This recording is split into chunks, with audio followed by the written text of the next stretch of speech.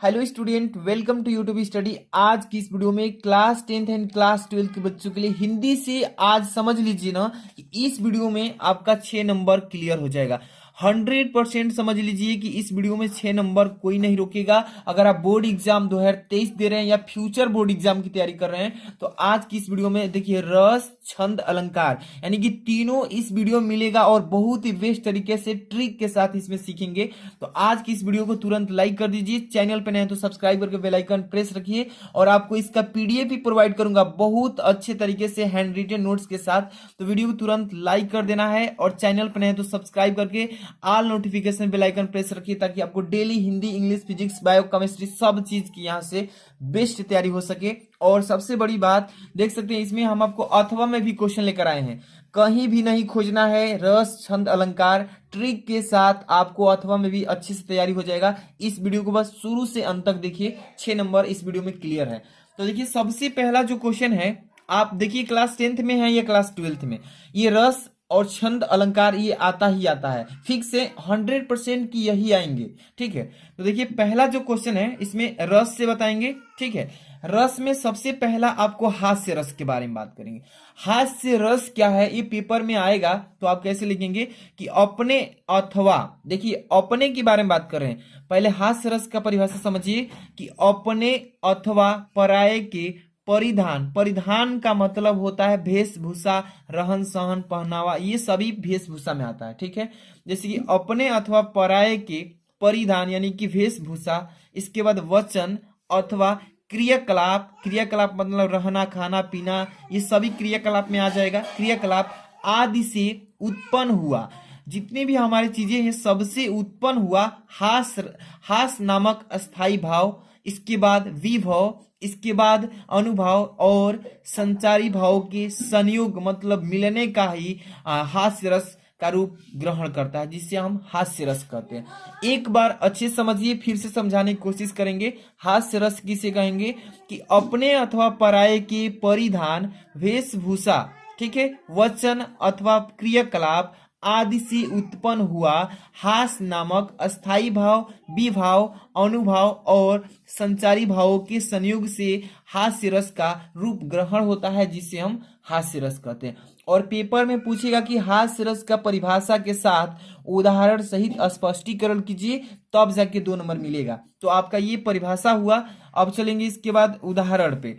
उदाहरण भी पूछता है पेपर में, तो उदाहरण इसका इस तरीके से लिखेंगे एग्जाम्पल। ठीक है, कि नाना वाहन नाना वेशा। ठीक है, अब देखिए विहंसे शिव समाज निज देखा, तो इसको आप उदाहरण के रूप में लिख सकते हैं कि नाना वाहन नाना वेशा, विहंसे शिव समाज निज देखा। अब देखिए, अब यहाँ पर कोई मुखहीन, को मुखहीन विपुल मुख काहू, बिन पद कर को बहुपद बाहू। इस तरीके से 4 लाइन का आप एग्जाम्पल लिख देंगे उदाहरण में। अब इसी चीज को स्पष्टीकरण करेंगे, इसी चीज को स्पष्टीकरण करेंगे। स्पष्टीकरण में क्या लिखते हैं, देखिए इसी का हेडिंग स्पष्टीकरण लिख लेंगे। फिर क्या लिखेंगे कि उदाहरण से क्या कहेंगे, सॉरी, उदाहरण में अस्थाई भाव हास का आलंबन शिव समाज है। ठीक है, कौन है कि उदाहरण में अस्थाई भाव हास के बारे में पढ़ रहे हैं, हास रस के बारे में ना, तो वही लिखेंगे कि उदाहरण में अस्थाई भाव हास का आलंबन शिव समाज है। ठीक है, शिव समाज। अब देखिए आश्रय, आश्रय शिव स्वयं है। ठीक है, उद्दीपन, अब देखिए विचित्र वेशभूषा है, उद्दीपन जो है विचित्र वेशभूषा है। ठीक, अब इसके बाद यहाँ पे एक एक चीज आपको अच्छे से तैयारी कर लेना है ताकि एग्जाम में एक भी नंबर का छोड़कर ना आए। अब देखिए अनुभाव, शिव जी का हंसना तथा रोमांच, हर्ष। अब यहाँ पर देखिए चापल्य आदि संचारी भाव है। और इसमें पुष्ट हुआ, पुष्ट मतलब दिखाया गया है, पुष्ट हुआ हास्य नामक अस्थाई भाव, हास्य रस अथवा अवस्था को प्राप्त हुआ है। तो ये रहेगा आपका कितना, 2 नंबर की तैयारी। हास्य रस में परिभाषा लिखेंगे, उदाहरण लिखेंगे, स्पष्टीकरण लिख देंगे इतना। ठीक है, स्पष्टीकरण इतना लिख देंगे अच्छे से। अब आपका कितना नंबर, 2 नंबर क्लियर हो गया। तो थोड़ा सा मेहनत करने की जरूरत है और अच्छे से तैयारी करिएगा, क्योंकि देखिए इंटर की पढ़ाई बहुत ही कठिन है और एक एक नंबर आप लोग के लिए कीमती है। अच्छे से नंबर जोड़ जोड़ कर तैयारी करेंगे तो आपका मेरिट अच्छा बनेगा। तो आप किसी भी लाइन में, डिफेंस लाइन या कोई भी है, तो वहां पे आपका मेरिट पर ही आपकी जो है एडमिट कार्ड अवेलेबल होता है, आता है। आजकल तो पैसा पर भी हो रहा है, तो आप लोग अच्छे से तैयारी कीजिए एक एक क्वेश्चन को। अब देखिए यहाँ पे रस में दो रस लाए हैं, एक तो आपने पढ़ लिया हास्य रस। अब देखिए हास्य रस हो गया ना, इसके बाद अथवा में एक और लाए हैं करूड़ रस। तो दोनों को समझिए, जो भी आपको याद हो जाए, आसान लगे वही याद कर लीजिएगा, ठीक है। अब देखिए करूड़ रस क्या है कि बंधु विनाश, ध्यान समझिए, बंधु विनाश, बंधु मतलब होता है भाई, बंधु विनाश, बंधु वियोग, द्रव्य नाश और प्रेमी के सदैव के लिए बिछड़ बिछड़ जाने से करूड़ रस उत्पन्न होता है। करूड़ रस क्या होता है? उत्पन्न होता है। अब एक बार फिर से समझिए करूड़ रस क्या है। करूड़ का मतलब क्या होता है कि बंधु विनाश, जब भाई भाई में विनाश, बंधु वियोग जब वियोग होता है, द्रव्य नाश होता है, और प्रेम के सदैव के लिए यानी कि बिछड़ जाने में से करूड़ रस उत्पन्न होता है, ठीक है। अब देखिए जैसे शोक हो गया, शोक का मतलब दुख की बात है। शोक नामक अस्थाई भाव, विभाव, अनुभाव और संचारी भाव के संयोग, संयोग का मतलब एक दूसरे का जोड़ाव, जुड़ाव, मिलाव, संयोग से करूड़ रस दशा को प्राप्त होता है, जिसे हम करूड़ रस कहते हैं। और पेपर में आएगा तो ऐसे ही अच्छे से साफ साफ लिखिएगा। और ठीक, इसका तो आपका परिभाषा कंप्लीट हो गया। अब इसका उदाहरण समझेंगे, इसके बाद स्पष्टीकरण भी करेंगे इसका। तो देखिए यहाँ पे समझिए, उदाहरण लिखेंगे। क्यों छलक, देखिए, क्यों छलक रहा दुख मेरा उषा की मृदु पलकों में, ध्यान समझिए, ये एग्जाम्पल है कि क्यों छलक रहा दुख मेरा उषा की मृदु पलकों में। हाँ, यहाँ पे विराम लगा है, इसका मतलब दुख को प्रदर्शित करता है। इस तरीके का अगर लग गया, नीचे एक बिंदु लग गया, तो ये दुख को प्रदर्शित कर रहा है। क्यों छलक रहा दुख मेरा उषा की मृदु पलकों में, हाँ उलझ रहा सुख मेरा संध्या की घन अलझोकों में, ठीक है। तो इतना हो जाएगा आपका उदाहरण। अभी तो इसका स्पष्टीकरण भी करेंगे, तो यहाँ पे स्पष्टीकरण हो जाएगा। समझिए, स्पष्टीकरण उसी चीज को करेंगे कि उदाहरण में कवि जो एग्जाम्पल अपने पढ़ा है अभी तुरंत, ये देखिए, यही कि क्यों छलक रहा दुख मेरा उषा की मृदु पलकों में, हाँ उलझ रहा सुख मेरा संध्या की घन अलकों में। तो इसको स्पष्टीकरण करेंगे हिंदी में, तो यहाँ पर लिखेंगे कि उदाहरण में कवि के हृदय का शोक अस्थाई भाव है। देखिए जो एग्जाम्पल बताया गया अभी, जो उसमें जो है कवि के हृदय का शोक, दुख, दर्द की बात को बताया गया है।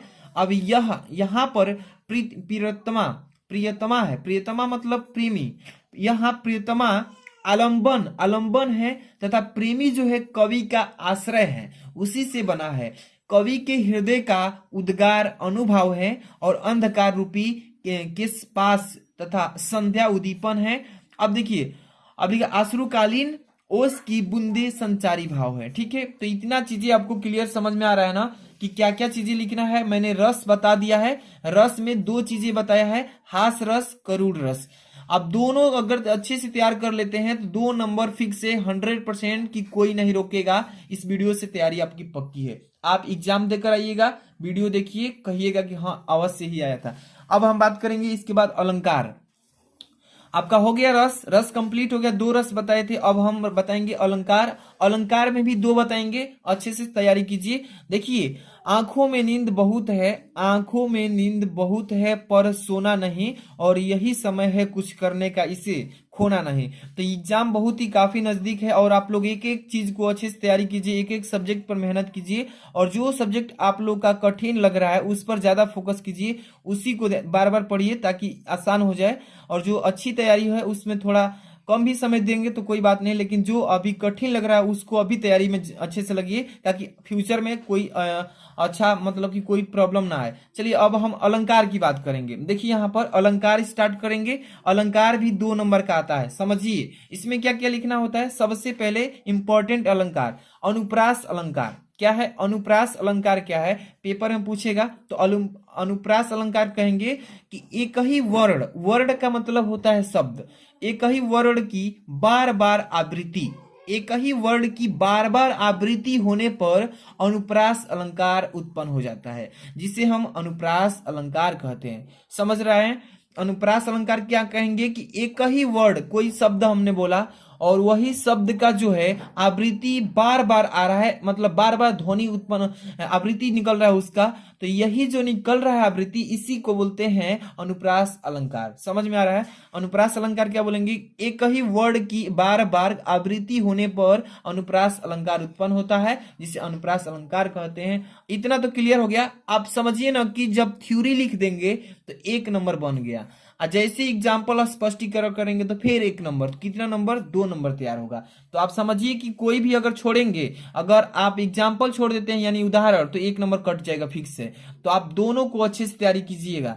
अब चलेंगे यहाँ पे, उदाहरण समझिएगा कि कानन कठिन भयंकर भारी घोर। देखिए यहाँ पे खड़ी पाई है कि कानन कठिन भयंकर भारी घोर घोर घाम हिम वरी बयारी। तो ये रहा आपका एग्जाम्पल यानी कि उदाहरण। अब इसको स्पष्टीकरण करेंगे हिंदी में, तो स्पष्टीकरण हेडिंग डालिएगा और लिखेंगे उदाहरण में क अभ अर अघ अम। यहाँ पे देखिए जो अक्षर दिखाई दे रहे हैं क भ र अघ अम, यानी कि ये जो वर्ड आप देख रहे हैं ये अक्षर एक से अधिक बार है, इसीलिए यहाँ पर इसकी जो आवृत्ति होगी, इसीलिए जो है आवृत्ति बार बार आ रहा है, इसलिए यह अनुप्रास अलंकार कहलाएगा। समझ में आ रहा है ना? अनुप्रास अलंकार क्या कहलाएगा कि एक ही वर्ड की बार बार आवृत्ति सुनाई देने लगे तो समझिए कि अनुप्रास अलंकार उत्पन्न हो चुका है। और इसका एग्जाम्पल मैंने बता ही दिया कि कानन कठिन भयंकर भारी घोर घाम हिमवारी बयारी। अब इसी का यहाँ पे स्पष्टीकरण मैंने किया कि उदाहरण जो आपने दिया है ऊपर, उदाहरण में क भ र घ म, ये अक्षर जो हैं एक से अधिक बार आ रहा है, इसका आवृत्ति बार बार हो रहा है, इसीलिए ये अनुप्रास अलंकार कहलाएगा। समझे ना? अब हम चलेंगे अलंकार में, एक और अलंकार बताते हैं, रूपक अलंकार, जो कि सबसे काफी VIMP बोलेंगे, वेरी IMP क्वेश्चन। ये जितने भी मैं क्वेश्चन इसमें बता रहा हूं सभी इंपॉर्टेंट क्वेश्चंस हैं। तो रूपक अलंकार लिखेंगे इसमें, देखिएगा कि जहां उपमेय, ध्यान समझिए, जो परिभाषा है ना उसको एक बार अच्छे से अगर समझते हैं, उसका अर्थ का सही मतलब समझ जाएंगे ना, तो आप कभी नहीं भूलेंगे। तो देखिए रूपक अलंकार, इसमें देखिए कि जहां उपमेय, उपमेय का मतलब कह रहा है कि जिसके लिए उपमा दी जाती है, ठीक है ना? जहां उपमेय का मतलब क्या हुआ? जिसके लिए उपमा दी जाती है। तो जहां उपमेय, जिसके लिए उपमा दी जाती है। अब देखिए जहां उपमेय में अपमान, सॉरी उपमान, जहां उपमेय में, यहां पर देखिए जहां उपमेय में अपमान यानी कि उपमेय की जिसकी साथ तुलना की जाती है का निषेध, यहाँ पर देखिए निषेध रहित आरोप हो, वहां रूपक अलंकार उत्पन्न हो जाता है, जिसे ही रूपक अलंकार कहते हैं। समझिए एक बार थ्योरी को बढ़िया समझिए।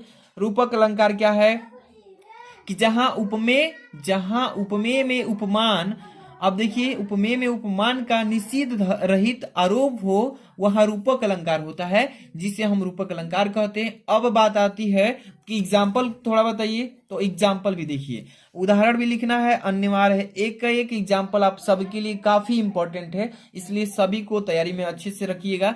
अब देखिए गिरा, यहाँ पर लिखा गिरा अनिल मुख पंकज रोकी, गिरा अनिल मुख पंकज रोकी, प्रकट लाज निशा अवलोकी। तो ये हो जाएगा आपका एग्जाम्पल, ठीक है? 2 लाइन का है। अब इसी एग्जाम्पल का स्पष्टीकरण करते हैं। यहाँ पे स्पष्टीकरण हेडिंग डालेंगे कि यहाँ गिरा यानी कि वाणी, ठीक है? यहाँ गिरा वाणी में, भौरे का मुख में, कमल का और लाज में निशा का निषेध रहित आरोप होने से रूपक अलंकार आता है, ठीक है? तो स्पष्टीकरण भी हो गया इस एग्जाम्पल का, इतना लिख देंगे। आपका कितना नंबर? 2 number clear. तो मैंने अभी आपको रस भी बता दिया, रस कंप्लीट हो गया, 2 रस बताए। अलंकार भी बता दिया, अलंकार में भी 2 बता दिया। एक तो आपको बताया मैंने अनुप्रास अलंकार, दिख रहा है अनुप्रास अलंकार। इसके बाद रूपक अलंकार भी बता दिया। अब हमारा आएगा छंद, ठीक है? अब छंद के बारे में जानेंगे, वो भी 2 नंबर का आता है छंद से, ठीक है? चलिए छंद के बारे में देखिए। इस वीडियो में 6 नंबर क्लियर है, 6 नंबर पक्का है, 100% श्योरिटी के साथ बोल रहा हूं, ये आपका पेपर में 100% आएगा। और बार बार यही पूछता है, आप देख लीजिए जितने साल से बोर्ड एग्जाम चल रहा है उतने साल से ये पेपर में आ रहे हैं, आप इस सबको तैयार कर लेना। चलिए छंद में देखेंगे, ये ग नंबर पे आता है छंद में। छंद में भी आपको पहला चौपाई बताएंगे, इसके बाद आगे हम बात करेंगे दोहा पे, ठीक है। तो पहले चौपाई देखिए, चौपाई क्या है, चौपाई छंद क्या है, तो देखिए चौपाई का मतलब, चौपाई सम मात्रिक छंद है। क्या बोलेंगे कि चौपाई जो है सम मात्रिक छंद है, इसमें 4 चरण होते हैं। चौपाई में कितने चरण पाए जाते हैं, चौपाई में 4 चरण पाए जाते हैं और प्रत्येक चरण में 16 मात्राएं होती हैं।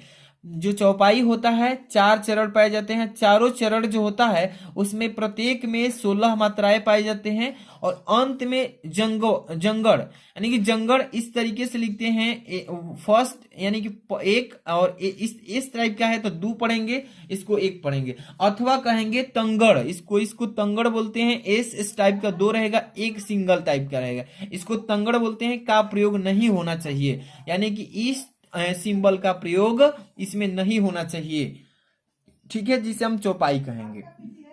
मेन तो इसका परिभाषा में कुछ है नहीं चौपाई में, कि चौपाई सम मात्रिक छंद है, इसमें 4 चरण पाए जाते हैं सिंपल तरीके से, और प्रत्येक चरण में 16 मात्राएं होती हैं, 16 मात्राएं होती, सॉरी। अंत में जंगड़ इस तरीके से अथवा तंगड़ इस तरीके से इसका प्रयोग नहीं होना चाहिए, जिसे हम चौपाई कहेंगे। अब बात आती है 1 नंबर की तैयारी कंप्लीट। अब उदाहरण से बात समझेंगे, और एग्जाम्पल इसका बहुत ही इंपॉर्टेंट नेसेसरी होता है लिखना। एग्जाम्पल देखिएगा, यानी उदाहरण, बंदौ गुरुपद पदुम परागा। अब देखिए सुरुचि सुवास सरस अनुरागा। अब देखिए अमीय अमीय मुरियम चूरन चारु समन शकल भव रुज परिवारु, ठीक है। तो ये आपका एग्जाम्पल हो गया। अब आती है बात कि इसको कैसे सिंबल से दर्शाएंगे, कैसे समझ में आएगा कौन सी मात्रा 2 है, कौन सी मात्रा में 1 है, तो किस तरीके से इसको दर्शाएंगे। तो ये देखिए बंदौ गुरु पद पदुम परागा। तो देखिए बंद में 2 है ना, इसमें मात्रा के साथ, तो यहाँ पे 2 इस तरीके से, द में 1 है तो सिंबल इस तरीके से, उ है एक सिंगल इस तरीके से, आप समझ लिए ना। अब गुरु में है ना, तो गुरु में इस तरीके से एक लगा देंगे, ये क्योंकि वर्ड जो है एक सिंबल यूनिटी के साथ बनता है, तो गुरु में इस तरीके से लिखेंगे। पद में इस तरीके से एक वर्ड के साथ एक सिंबल लगा देंगे। अदुमम, तो इस तरीके से एक ही वर्ड में बना है, तो इस तरीके से आप इसका एग्जाम्पल लिख लेंगे। तो आपको पूरा स्पष्टीकरण के साथ आपको समझाया गया होगा, एक चीज को समझ में आ रहा है कि मात्रा के साथ कैसे दर्शाना है एग्जाम्पल में। तो ये चीजें सिंबल के साथ आप लिखिएगा। अगर ये लिख देते हैं कि बंद गुरु पद पदुम परागा, इतना लिख देंगे और सिंबल अगर नहीं बनाएंगे तो आपका एग्जाम्पल जो है माना नहीं जाएगा, इसको गलती कर दिया जाएगा।